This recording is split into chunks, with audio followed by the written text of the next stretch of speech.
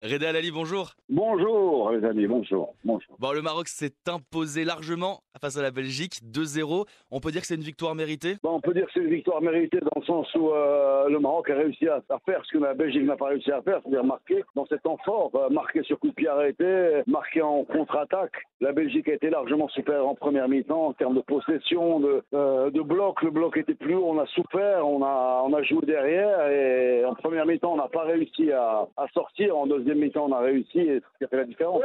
Est-ce que ce qu'a montré le Maroc permet d'être optimiste pour la suite de la compétition? Parce que un match nul contre la Croatie, finaliste du dernier mondial, on sort la Belgique, demi-finaliste du dernier mondial, ça permet d'être un peu serein pour la suite? Écoute, le Maroc joue avec ses qualités. Ses qualités, c'est l'abnégation.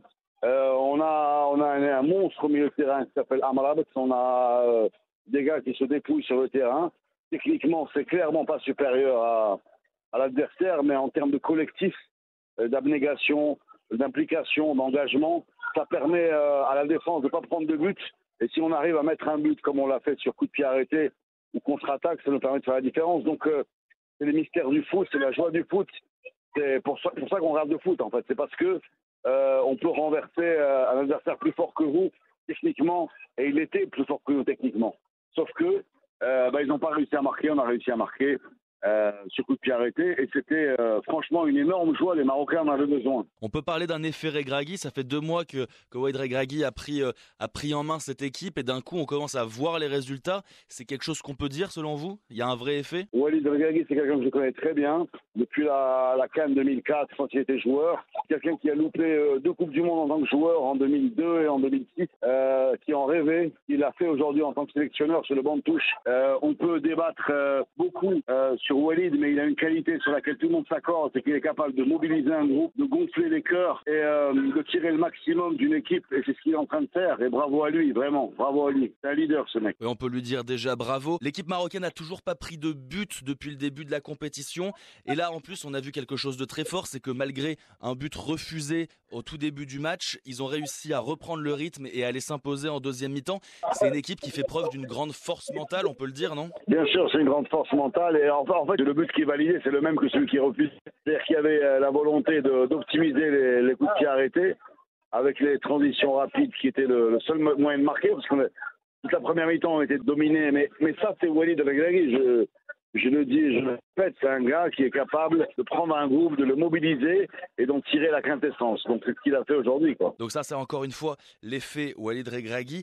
Est-ce que c'est un scénario auquel vous vous attendiez, le Maroc qui finalement réussit à l'air de marcher sur l'eau après ce match après la Belgique? Est-ce que quand on est rentré dans la compétition, c'est ça que vous vouliez voir? Ouais, moi je m'attendais sincèrement, toute la journée, j'ai répété ça à mes amis, je pensais qu'on allait gagner aujourd'hui. Parce que c'est une Coupe du Monde un peu folle, où les gros sont pas si gros. Le fait qu'elle soit placée comme ça au milieu de l'année, le fait que certains joueurs soient fatigués, d'autres sélections soient en état de surexcitation, surmotivation, fait que tout est possible. Pourquoi pas cette victoire? Après la mi-temps à 0-0, j'y ai cru parce qu'on a souffert en première mi-temps.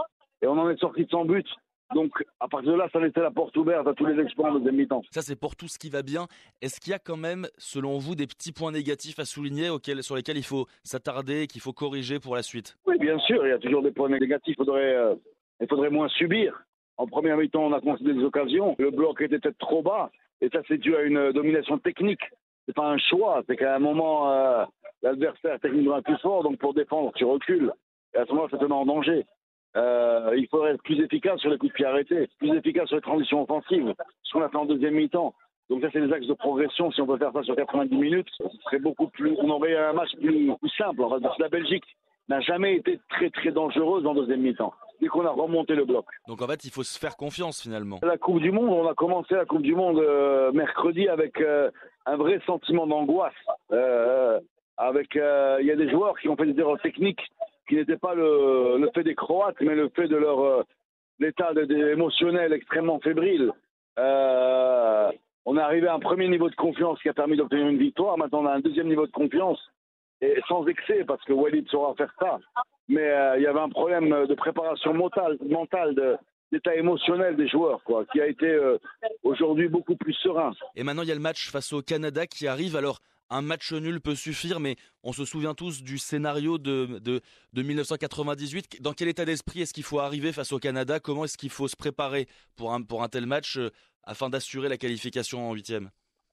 Faut surtout pas se dire ce qu'on est en train de dire avec un match nul peut suffire. Faut se dire qu'il faut continuer à faire un match plein en termes d'abnégation et de repli défensif, de harceler le porteur de la balle. Et là, on peut sortir une qualification d'un match aussi engagé. Et on n'est pas là pour faire des calculs, on est là pour donner une bonne image du pays, faire plaisir aux Marocains, marquer des buts. Et ce qui a fait confiance, ce qui a fait défaut lors du premier match, c'est-à-dire la confiance.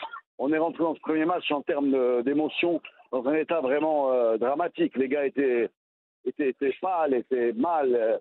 C'est fini, maintenant on est plein de confiance. Avec un peu de chance, le score de Canada-Croatie nous arrangera.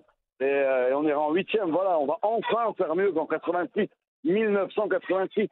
Là, je ne sais pas quelle est la pyramide des âges au Maroc, mais la moitié des gens autour de moi n'ont pas vu ça. Donc il était temps qu'ils goûtent à ce plaisir aussi, à leur tour, enfin. Et moi non plus, j'ai pas vu ça, pour être tout à fait honnête. Merci beaucoup Reda Halali d'avoir répondu à nos questions. Avant de nous quitter, un mot pour l'équipe nationale. Les gars, comme vous avez fait plaisir au peuple, c'est tout ce qu'on vous demande.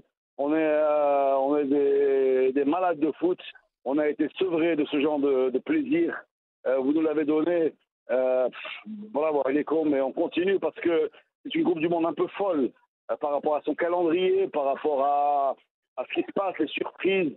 On peut aller beaucoup plus loin que ça. Il faut juste y croire Yallah, bismillah. En tout cas, nous, on y croit. Merci beaucoup, Reda Halali, d'avoir répondu à nos questions. Merci beaucoup.